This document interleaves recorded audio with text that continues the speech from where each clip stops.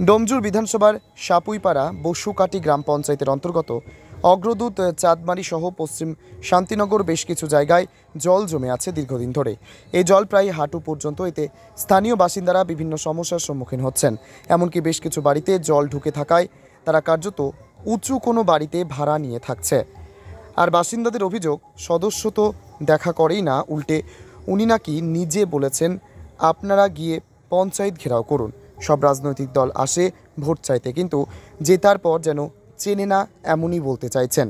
এই বাসিন্দাদের সমস্যার কথা নিয়ে পঞ্চায়েতের প্রধানের কাছে যাওয়া হয়। উনি কি জানালেন শুনুন। সাপুইপাড়া বসুকাটি গ্রাম পঞ্চায়েত দীর্ঘদিন ধরেই একটা গামলার মতো পরিস্থিতি। সেই জায়গায় প্রতি বছরই এখানকার ভয়াবহ অবস্থা হয় বর্ষাকালীন সময়।